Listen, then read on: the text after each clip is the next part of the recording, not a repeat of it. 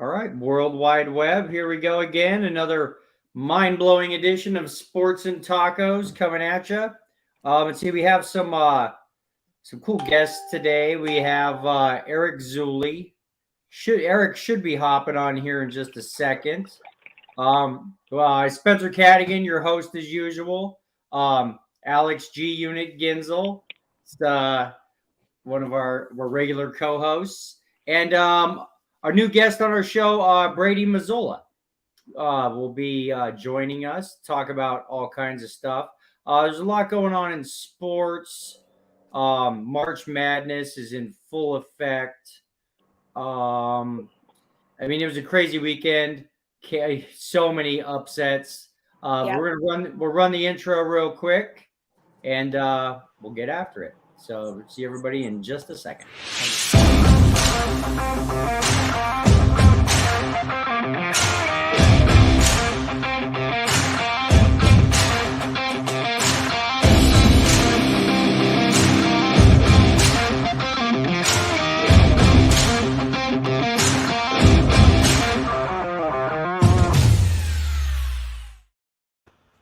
All right, everybody. All right, cool. We got Mr. Easy, Eric Zuley in the house. Hey, Spencer. Hi. How's it going, man? Hey, it's going good. And hey, Alex, how you doing? Hey, Eric. Good. How are you? I'm good. How are you? I see my man Brady. What's up, Brady? What up, baby? Yeah. So there was like I was just saying, it's March Madness time of year. It was another crazy weekend. March Madness is always nuts. We'll probably dive into that. We got Brady though. Hey Brady, can you hear us? I can hear you loud and clear. Okay, awesome. So I'm not sure, what your time is. So why don't we find out who you are real quick. Why don't you tell us a little bit about yourself, Brady? Sure. So I've been friends with Eric for north of a decade, and we've worked together on numerous projects, and I'm grateful to be a part of this Sports and Tacos podcast tonight. I'm a tennis professional and, more importantly, a philanthropist. We provide sports rehabilitation and wellness opportunities for the physically and mentally challenged, with an emphasis on veteran wellness and suicide prevention. And again, been friends with Eric for years, and it's a pleasure to meet you, Spencer, and I appreciate you having me on the show tonight. Awesome. Yeah, I'm glad to chat with you and get you on the show. Like I was saying, in our phone calls, for me, I love tennis, but anything that involves vets, I personally get behind. Just like I was chatting with you on the phone, So tell us a little bit about. Again, I guess give us your background. How did you get into tennis, Brady? So I grew up, I played a lot of team sports. My father was a team sports guy as well. But when he became an orthodontist later in his career, in his adult life, he started playing a lot of tennis. Was all district quarterback in high school, and then again became an orthodontist. And he started playing a lot of tennis and golf, and actually just built a tennis court. We had a tennis court in my backyard, and really that's how it started. The whole family played, and it's a sport that's given me so much opportunity, and I've learned so much about life through this game. And it's a blessing to be able to share those gifts with the world. Awesome. Hey, where are you from originally, Brady? Are you from Texas? Yeah, so I grew up in Southeast Texas, and I moved in Los Angeles. I was there from 2003 to 2011, and then returned to my roots a little over a decade ago. So I'm in Houston. Yeah, I grew up here. Awesome. So do you I know tennis is probably your main, jam. Do you follow much sports other than tennis? Oh, absolutely. All sports. I'm a huge fan of all sports. Oh, well, perfect. Okay, because I wasn't sure your background, because we don't have the usual co-hosts on today, and I'm not Eric. Are you much of a sports fan, Eric? I don't really have too much time, Spencer, to watch TV or have a life lately, but I actually used to be a big sports guy myself. Played a lot of baseball, a lot of basketball when I was a kid. I was a lot more athletically fit, let's just say. But as an adult, I ended up, going for the money and the non-exercise. Right. I totally get it. I just wanted to get a little kind of like background because, normally Tony and Bama are on here. And when it's me, Tony, and Bama, like, it doesn't matter the topic. It just goes, So I just wanted to get a sports background on you guys here. So, well, cool. Brady, I know you said you're like driving and stuff. And again, I'm not sure how long we have with you. But give me a little, I guess backstory on the charity that you're involved in or that you run. Yes, I started. Sure. So again, I had started the charity in 2004. I had witnessed a wheelchair tennis exhibition at UCLA. I was working as a tennis professional in Los Angeles, and I was playing a tournament at UCLA, and they had a wheelchair tennis exhibition with some of the top Paralympic players at that tournament, and I'd never before seen wheelchair tennis, let alone at the Paralympics level. So, like I said, I grew up with a court in my backyard. I played NCAA Division I college tennis, and played on the minor leagues of the Pro Tour, and I've coached major league players. And again, I was blown away by the heroic spirit and determination. And there was a scripture that stood out to me that said, "Man looks at outward appearance, but God looks at the heart." And when I saw these athletes on the outside, they look broken, but on the inside, they were fiercely alive and strong in spirit. And it's a message of, your spirit can overcome any physical constraint. And that was where I realized that I wanted to showcase these athletes and highlight the spirit, heart, and character of what I was calling the most underrated sports heroes. And then fast forward, over the years, we worked with the United States Olympics Committee to promote Paralympic sport. And now you see it much more mainstream. But on a grassroots level, we make sports more accessible to the youth and to veterans. And but we also work with elite Paralympians. We've sponsored numerous athletes that have competed for Team USA. So entry level to elite, but it really started from a wheelchair tennis exhibition and just never being exposed to wheelchair sports. I mean, again, 2004, very limited awareness to adaptive sports back then. But you see, nice to see it become more mainstream now. Wow. Yeah, that's amazing. He hasn't even told you guys about what he does with the veterans, and that's actually how we ended up meeting, was watering seeds and what they do with veterans to help prevent suicides. And we've done a lot. Me and Brady have done a lot of events together. We've helped a lot of people together, and it feels good. But he's very famous for what he does with veterans, and I commend him for what he does with that cause. You guys, everybody that's watching needs to look up Watering Seeds. And I mean, Brady, you got to tell them about the Super Bowl stuff, and don't be shy, Well, I appreciate it. It's humbling to be a part of a cause greater than self. And I just try to do what I can to be a servant of Christ. And like I said, being a tennis athlete, all sports, make a difference. It has the ability to bring people together through community, through camaraderie, through a lifestyle, through a mindset of adapting and overcoming. But with respect to events such as the Super Bowl, we've been fortunate to partner with the Super Bowl, the pre-events since 2008, and it's the biggest sports event. And now globally, but it was North America. Now Super Bowl has just been such a tremendous opportunity to maximize, brand visibility for the cause and fundraising support with and celebrity partnerships. But yeah, we've partnered with numerous events, and we've been had some success over the years through the Super Bowl and through other sporting events throughout the years. Actually, going to be taking a deeper dive into pickleball now. I've not.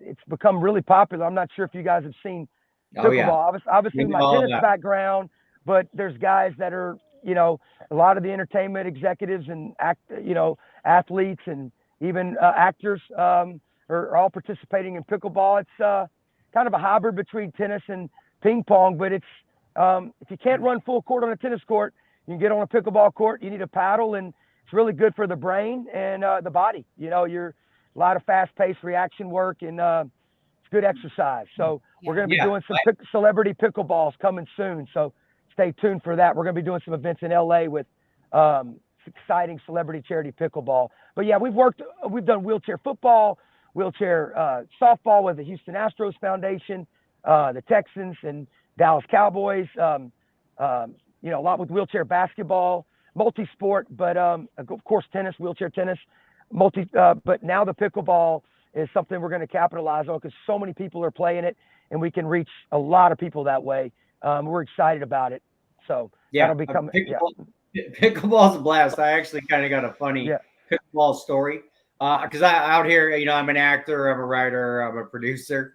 We got a movie coming out. But anyways, so when you're an actor in LA, you get auditions pretty regularly.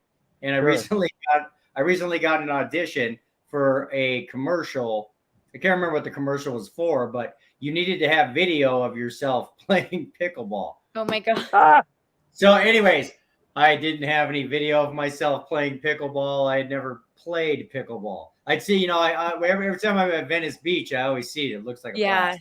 But I literally had to have this commercial, this video done for this audition by like 9 a.m. one morning. And I didn't think I was going to do it. I was like, I'll just do my best. So anyways, I found a park at like 7 a.m. in the morning over in Encino. And of course, there was like 20 retirees out there. Oh my God. Getting pickleball lessons from like the coolest pickleball lady. I got her number. She's a pro pickleball trainer.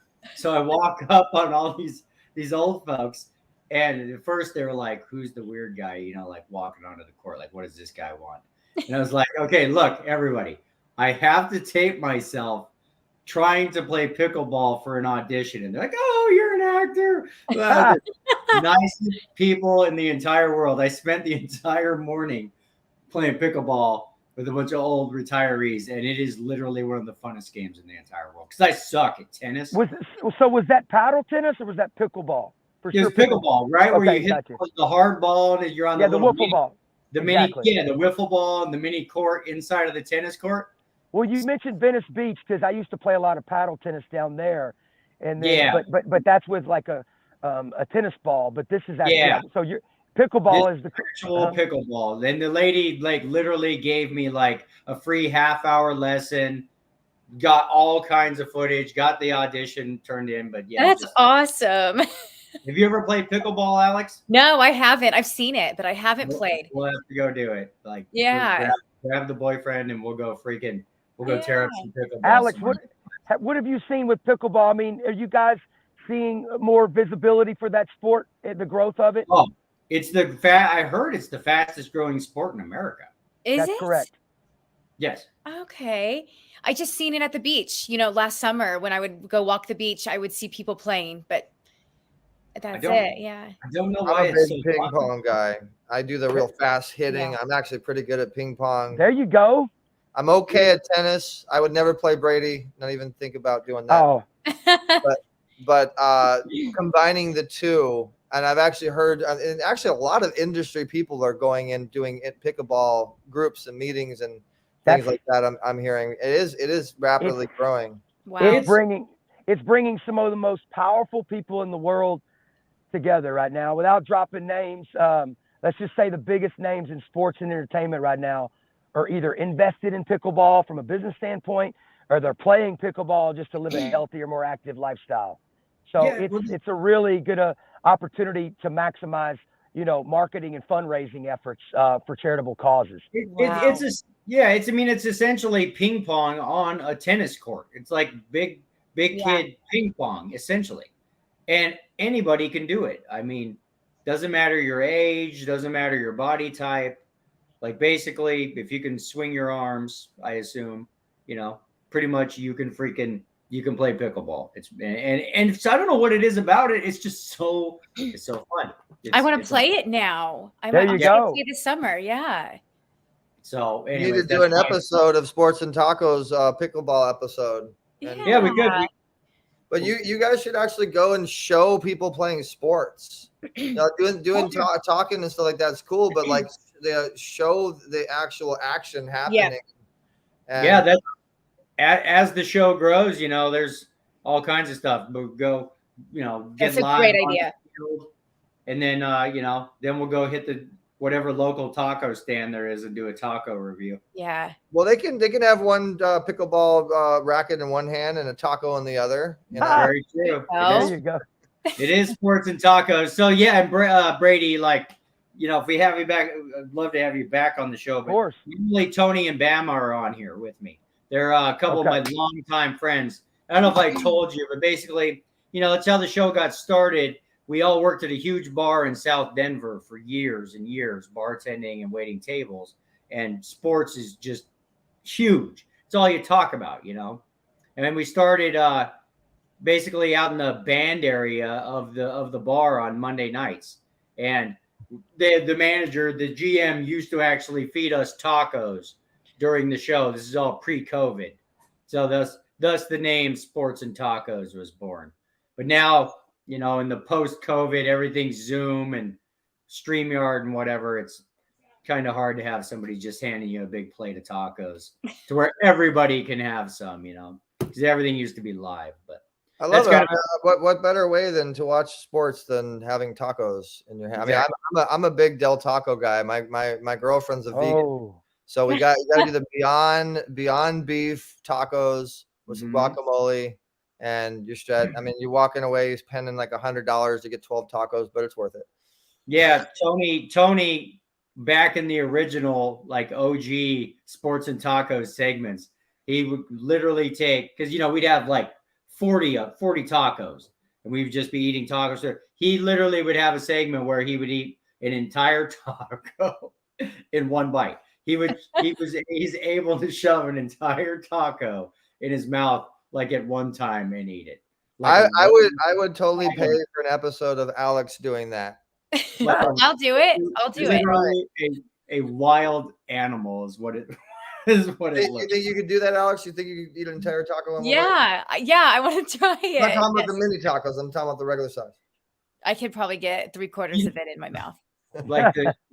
like you know your mom's corn tortilla tacos. So now anyway, I could do it if they're soft tacos. Soft tacos easy. Yeah, Yeah, soft these- taco. These were hard shell freaking tacos, and Tony would eat them in one bite. But anyways, that's just a little backstory of sports and tacos, Brady. And we're definitely glad to have you on. Yeah. Like I said, anything that has anything to do with vets, I always get behind. I have a lot of vets in my family. I grew up, got a lot of buddies that are vets, and just it's a great cause. Well, I think we can't do enough to show support for our veterans because they're underserved and overlooked often, and it's our turn to serve them. And it takes a community. It's truly a community effort and a uniting the country. And sports, what better platform, right, than sports to bring people together. And I didn't serve for the country, but I have family members that did, and I'm just trying to use my platform to bring people together. And again, tennis is my background, but a lot of my friends are pro athletes in various sports. So we're a multi-sport organization, and we emphasize that healthy, active lifestyle for them. But also the mental health is just so big right now because even after the pandemic, not just veterans, but people there's some trying times out there, a lot of uncertainty, and it's important for people to get back out post-pandemic and, sports and tacos, baby. I want to give a shout out to Stefana Johnson because I'm kind of looking at some of our eZWay family posting and she says she's loving watering seeds, Brady. So and then she said, LOL pickleball, more injuries from PB than any other sport. Can you put their comments on the screen, Spencer? You can actually look at where it says comments on the right there, and you can see some of the comments coming in. You can put them on the screen. Sure. Let's see. Interactive television, baby. As you guys know, know, I'm kind of a coach for the show a little bit. But I'm not seeing any of the comments. I'm not either. Just because I think they have. I'm not seeing any at the moment because I thought they had to come from StreamYard, but maybe not. But no, if you broadcast the show from StreamYard and it's any of the destinations, you should be able to see the comments. Yeah, for some reason they're not popping up. I'm not seeing them on my end, anyways. But just if anything, to get back to the vets. Like I said, there's we have a bunch of vets in my family. Both grandpas were in World War II. Our great uncle was, like I was telling you, Brady. He was one of the very few U.S. soldiers that survived the Battle of the Bulge. But what I'm getting at here is, especially, and this is just for me, kind of in regards to maybe younger generations like millennials and Gen Z. It wasn't until I moved to LA, okay, and when you drive by the Veterans Cemetery over on Wilshire and the 405, that you realize like just the cost of freedom. Yeah. Yeah, I mean, I'm sure you've seen the cemetery I'm talking about. Of course. I mean there's nothing. I'm from Denver. I've never seen anything like that. And those are guys that gave their lives for this country, and that cemetery goes on and on. Yeah, and on. that's a huge cemetery. It's nuts.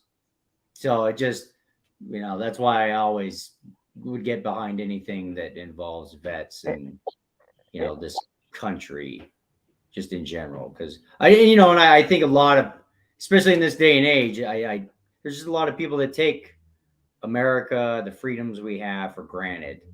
And all you have to do is drive by that cemetery and you're just like, holy crap. Very sobering. To me, that's me. It was like, whoa, dude. I'd never seen anything that big, in regards to the vets and war and stuff like that. So I don't know why you guys can't see it, but I see it on my Facebook and my social media. Shout outs to Tony Briggs and Cynthia and here we go. Now they're starting to come in for some reason. Okay, cool. I appreciate you guys more than ever. I mean, you got to appreciate your fans and your supporters when they take the time to tune in to broadcast. And so thank you to Stefana and Tony and whoever else is in there. So Brady, you should tell them about what was it? The center. I can't remember the big center event that we did. Which event? The big huge event. You know what I'm talking about. The huge event that will I'll be back in. Help me out here, man. You know what I'm talking about. Domino's Pizza. Oh, that's several years. That was for Veterans Day, honoring our heroes expo. Yeah.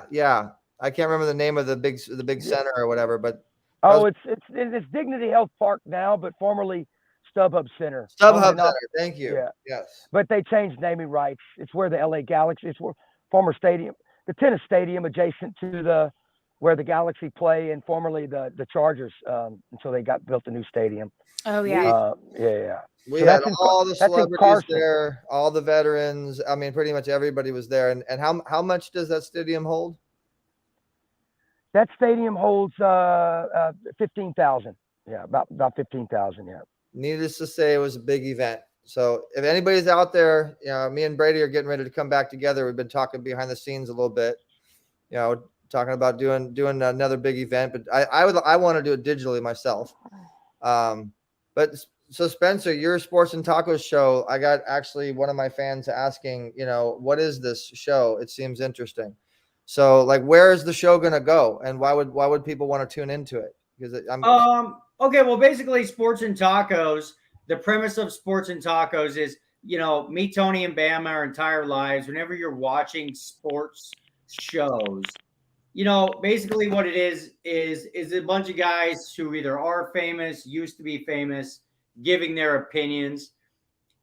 Basically what we are is your Joe Six-Packs, your normal guys, giving I guess what we feel would be the reality of the story, not necessarily what is sugar coated for on-air television, because we worked together for like 10 years talking sports every day, day in, day out.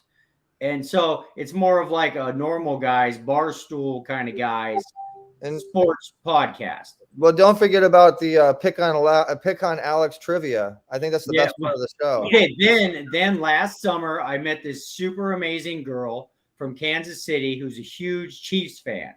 And I'm not gonna lie, we've been looking, because it's great to see, like four ugly dudes talking about sports, but you can see that anytime, anywhere, So for like a long time, we needed a girl who could talk some sports. So we found one that at least could talk football. So I think you need to do casting for cheerleaders. You got the girl that can talk football. You need a couple cheerleaders supporting influencers. Well, so one of the next segments, and I tried to get Iris on today. Iris is in my movie. She's in the Russian, the Vladimir Putin scene. And basically, it's kind of the premise of one of our segments is going to be teach LA girls sports, because I personally know tons of girls out here that don't know anything about sports and they don't care about sports. Yeah. And it's not that they necessarily don't know or care. It's just that they've never been exposed to sports. And me personally, I mean, I've been playing sports. I've been collecting like baseball cards and memorabilia and stuff since I was like 5 years old. And there's a lot of life lessons to be learned from sport. I mean, literally, I mean, they have statistics. Kids that play sports usually more than likely are less likely to end up in like prison or no doubt. Stuff like that. It teaches you life lessons. So not to interrupt you, but I got to go. I got my 7 o'clock. So I'm gonna Brady, and Brady should tell you guys about the movie he's doing. Love you, Brady. Thanks for coming on. Hey, I love you guys. You guys are awesome. I'll be Thanks, watching. Eric, we'll talk to you next time. So I love all my supporters, all my eZWay family. Thanks, guys. Thanks, Bye. everybody. Hey, and happy birthday again, Eric. God bless. So yeah, Brady, basically that's just going to be one of the segments on the show. So I'm trying to expand Alex Ginzel's knowledge in regards to, other things like basketball, baseball, hockey, stuff like that. So we've come up with a kind of a comedic way. It's basically just sports trivia is what it is. Because this is the problem is, for 4 months out of the year, you have the greatest time of year, in my opinion, and that's football season. Oh yeah. Then for the next 8 months, you all you got is basketball and baseball. And you when you're doing a sports podcast, that's especially. What do you think about the XFL now, though? It's diet sports. It's AAA football. Yeah. I mean, I think it'll stay a little bit popular, but it's kind of like diet football to get you through till regular football season. It's like a nicotine patch for somebody who's trying to quit smoking. That's funny. Will I plan my whatever Sundays around it? No, not like the NFL, but no. And personally for me, like I love basketball and I really love baseball. But it's just, when you live in LA, it's just such a strange place, coming from the Midwest where sport, because Alex knows she's from Kansas City. I'm from Denver. Red Kingdom. Sports. That's right. Chiefs Kingdom. Yeah. Sports are life where we come from. And it's probably because 6 months out of the year, it's cold and you're, the only thing to do is go to the bar and watch football and watch games.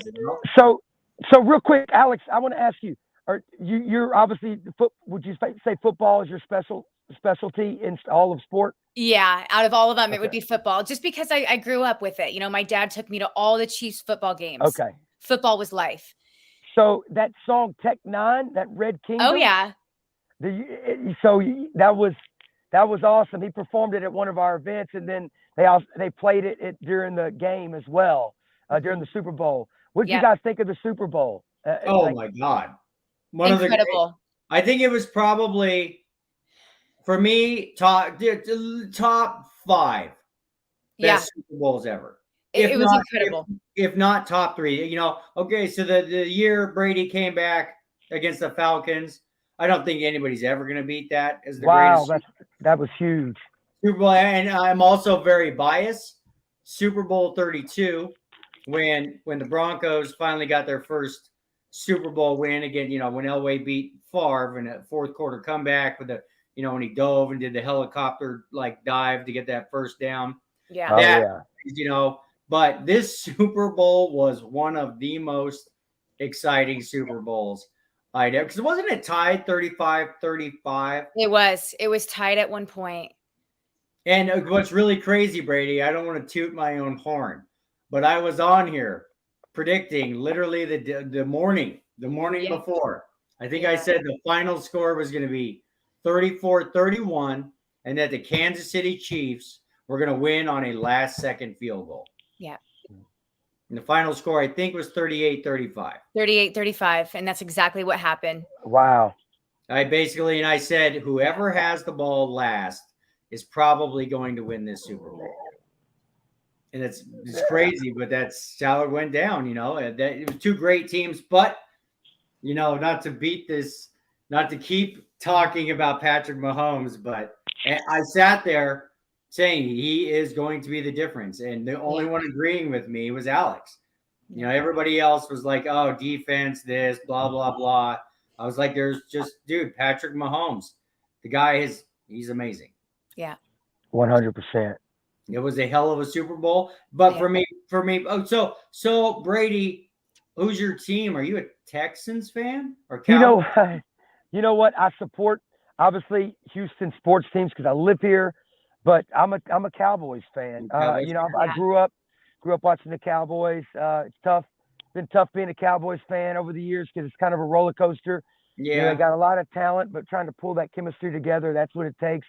They had a better run this year, but I feel bad for Dak because that was a tough game. He didn't threw those couple picks, and that was tough. You can't have those type of errors against a good team like that in the playoffs. But you know what? They're deep. I think they're going to come back and make another run for it next year. But you think?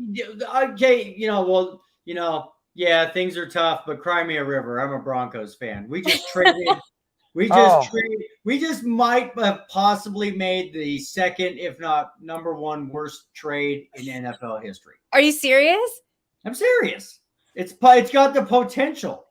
Okay, Brady, you seem to be about my age. You remember? Do you know how you won 3 Super Bowls in the 90s, Brady? One of the main reasons. Absolutely. Well, you've got you've got Troy Aikman, you got Emmitt Smith, you got Michael Irvin. Yep. And you Brady. got the offensive line was just they're winning. Yeah. You know how you guys got Troy Aikman, Emmitt Smith, and Michael Irvin?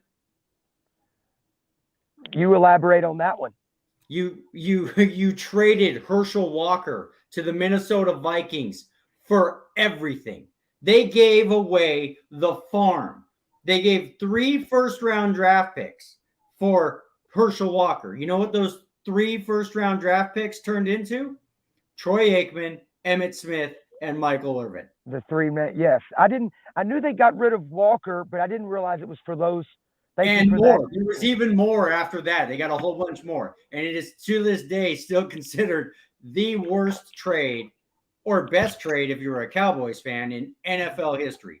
Because Herschel Walker went to the Minnesota Vikings and didn't do jack. Yeah. Okay. The Denver Broncos just made basically that same trade for Russell Wilson. Wow. And I like Wilson. I like him, but it's just I'm gonna. The problem is, here's what I think the problem is, because it's a team sport. It's a team sport, but this is what I've heard from my buddies back home, and that is he is more worried these days about his brand than performing on the football field. And he's no longer willing to run around and do what Russell Wilson did that made him great. Right. He's decided he's going to be a pocket passing quarterback, and it just isn't working. And, I mean, for what they gave him, we gave up, I mean, it was like $265 million, almost all of it guaranteed. 2 years worth of first round draft picks, 2 years worth of second round draft picks. Like we gave up the farm for him. And with all due respect to Wilson, I mean, he's had a great career, but he's kind of, getting older now, and you're just surprised that they would bet the farm, like you said, on someone who's been in the league, and that's a tough one there. I think we got hoodwinked by Pete Carroll, is what I think. I think Pete Carroll has known for a year or two that there was something wrong with Russell Wilson, and boy, he sold high. But anyways, that's just me. That's just the angry Bronco fan in me. Do you think that? Do you think that the Dallas Cowboys are still all in on Dak Prescott, or do you think they just got rid of Elliott? But I think Dak they'll stick. Looks to be there appears to they'll stay with Dak. But that Pollard was, to me, losing Pollard in the game was a big loss in that 49ers game because Elliott just doesn't have the same legs, that he had, the explosive movement. Mm-hmm. But as far as Dak's concerned, I think they're going to stay with Dak. I think he's had he didn't have the best against that second round, but he had a really good performance against Tom Brady at Tampa. And so, I think he showed some good leadership throughout the year. I think they're going to stay with Dak. What are your thoughts on that?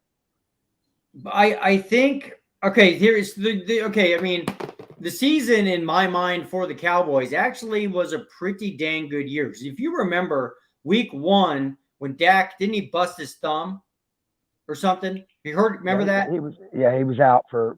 Literally, I thought your guys' season was doomed from week 1. For you guys to come back and be that good, to me, was a success. But I think that at some point,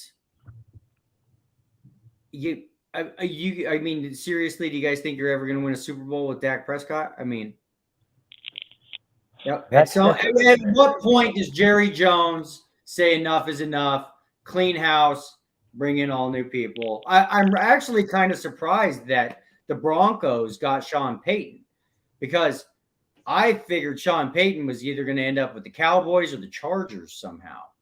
But because Sean Payton would have been a perfect fit in Dallas. He had a house in Dallas. It would have been the perfect fit. I honestly, I hate to say it, but he kind of is starting to remind me of a lot of quarterbacks like Donovan McNabb, guys that were good, or even you could even say great, but not necessarily top tier guys that you're going to win a Super Bowl with. And so if you play to win the game at some point, think about it like this: the Raiders, they just let Derek Carr go. He's a great quarterback, but they just, at some point, is this guy ever going to win the Super Bowl for us or even get us to the Super Bowl? And if I was the Cowboys, I mean, I'm seriously having that question about Dak Prescott. I just am. But I have the same problem with Russell Wilson, and I'm sitting here every week with a freaking Kansas City Chiefs fan who just has like the second coming of freaking, Tom Brady. She has Goat Jr. on her team. Yeah. I just so jealous of Patrick Mahomes, I know. I don't know. If I was the Cowboys, I think I got to move on. I got to try something else. I mean, because what's the point of continuing to go down that path just to consistently lose like the first round of the playoffs? Has he ever gotten to like an NFC championship game even? Well, they advanced. They beat the Buccaneers on the road, so that was the first. I think that was wild card game. Yeah. So that was, but no, he hasn't been to the championship game, but the divisional round, yes. So I don't know. That's just my opinion, anyways. At some point, what is your ultimate goal? Is it to be the best, or to just like make the playoffs every year and get eliminated week 1? So, but that's me. Be the best. You play to win the game. I mean, do you not? You're either all in or take your chips and freaking go home. Yeah. It's sports, you know. But Jerry Jones, I have a lot of other theories about that. It's kind of like with the Monforts that own the Rockies. You know, they don't care about the Colorado Rockies winning baseball games. The stands are full, you know, every night, no matter whether they're good or not. So basically, what they try and do is they just try and put on a really good show for the fans, have a really nice ballpark, lots of bells and whistles and cool stuff. Who cares about what actually happens on the field, you know?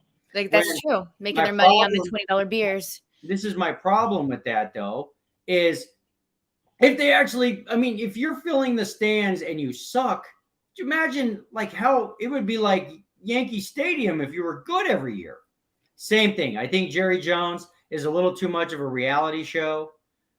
I think he wants to win, but I don't know. It's just weird, man. Like, why hasn't it happened since the mid 90s? I mean, we're talking since when? When was their last Super Bowl? 95? I think. 95 with Barry Switzer. You know, they should have. I'm biased because Jimmy Johnson's from Port Arthur, but that's where I grew up. I was born in Port Arthur. I grew up in Southeast Texas, and he's one of the best coaches ever. And they could have won more Super Bowls if he would have stayed in. But absolutely, you know, I bet I'm just gonna bite my tongue on that one. So so it just makes me wonder if he's had almost 30 years to get back and win a Super Bowl. Like, what's the problem? You know, I think this is the biggest problem. I think Jerry likes to be in the spotlight. Jerry likes to make most ownership, they hire somebody that knows what they're doing to run football operations. And they just go out to their yacht, get the report every month, go watch the game with their buddies, you know, in the suite. But they don't make the important football decisions. And I think Jerry does, and I don't think it has worked out that well. I think he got really lucky one time because of a guy named Herschel freaking Walker. You know, he struck gold there for a few years, but since he hasn't done much, you know. So that's my opinion. I think Jerry Jones needs to just turn the reins over. He needs to fire himself and just go be a quiet owner and let somebody who really is good at running football operations run the Dallas Cowboys. Absolutely. That's just my opinion, you know, coming from a Broncos standpoint, you know. So, anyways, that's all I got. You got any questions for Brady, Alex, about the charities, or tell Alex about the I guess potential movie you were talking to me about. Yeah. Who has the rights to, Brady? Oh, so just real quick. Bob Whelan is one of the most amazing veteran heroes of all time. He was actually talking about, it's a sports and military film because Bob was actually from Wisconsin, drafted by the Philadelphia Phillies, and actually, but then the U.S. Army made him an offer he couldn't refuse, and ended up in the jungles of Vietnam in 1969, and was they got ambushed by the enemy. He was going after a fallen comrade and stepped on and detonated an 82 millimeter mortar round, and he got his legs blown off instantly. And they put him in a body bag and pronounced him dead on arrival. And miraculously, they saw the body bag move and they unzipped it, and he had one final breath, and God spared his life. And but it's a tragedy to triumph story. They said he was going to be in the hospitals of Vietnam, rehabbing for 2 years. He was out in 6 weeks, and Bob's as determined as they come. He ended up 8 years later breaking the world record in the bench press, and he actually set out to walk across America on his arms. Oh, and that my gosh. This happened in the 80s, from 1982 to 86, 3 years, 8 months, 6 days, 4,916,000 steps from Knott's Berry Farm in Anaheim all the way to D.C. on his arms without the use of a wheelchair.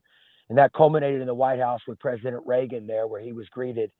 And given the name Mr. Inspiration after that walk across America. But Bob is a dear friend, mentor, and ambassador of Watering Seeds organization, my nonprofit, and we're sharing his story of tragedy to triumph to showcase the persevering spirit of a true hero that gives hope to all of us to always remember it's too soon to quit. And so that Bob, his stories from surviving a body bag to making it across America on his arms and without the use of a chair. And now he's 77 and he's alive and well and up in Wisconsin. Lastly, he was actually coach for the Packers, the only amputee to ever coach in the National Football League. He coached as a strength and motivational coach for the Green Bay Packers in 90 to 92. Wow. So he grew up in Wisconsin, was signed with the Phillies, was a top pitcher out of Wisconsin, played Major League Ball, but then went to the Army and then got injured. And then fast forward, and he coached for the Packers for a few years. And we're working on a documentary and a feature film. We already have the script copyrighted and everything, but the documentary is going to help us to rebrand and reintroduce him into the market with his story and refresh people's memories there. And we'll have some veteran wellness programs that will be supporting our initiatives with respect to including the sports programming and fitness and even some wellness programs that include technologies and modalities that help with PTSD and TBI and other issues that our veterans are facing. So Bob, you're going to chime in on that? Sure, please. Yeah, that's amazing. Oh, I'm just saying that's really neat. Do you have an Instagram or anything that we can follow and kind of read up on it? And yes, it's Watering Seeds. Okay. Just like it sounds. You plant a seed, you got to water it to grow, and you reap what you sow. So it's all about it's a spiritual metaphor for helping others grow in mind, body, and spirit. But Watering Seeds. I see it right here. Yep. And so Mr. Inspiration is there on the website as well, and you can learn more. Sounds good. I actually work at UCLA in the psychiatry department. Oh, that's awesome. So just like, meeting you now, I mean, that just gives me another, inspiration to really to keep my eyes open for this stuff. And, I haven't even seen the tennis courts there. I want to go see the tennis courts and go see the sports complex. That's really cool. Oh, they got a great complex. And a friend of mine was the head of the adaptive sports program over at UCLA. I don't know if they have a big adaptive sports program for wheelchair athletes. So that's great. How long have you been at UCLA? I've been there for 8 months. 8 months. Yep. I know sports is huge. So obviously KU's out of March Madness, so I'm going for UCLA. But I love the campus. I love working there. So I'm going to really keep my eyes open for that. And I do work with veterans in the psychiatry department. So. Oh, that's awesome. Yeah. We should definitely follow up on this. And I really appreciate you guys inviting me on. And again, like I said, you can just go to the wateringseeds.org or on the Instagram and Facebooks. We've been kind of working behind the scenes to fine tune our wellness programs, but we got some exciting things happening.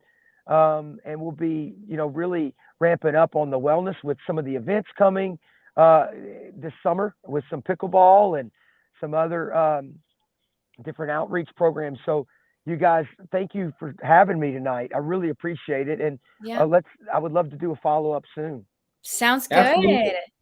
Brady, so how often do you get out to LA? Gosh, about 3 to 4 times a year, about quarterly.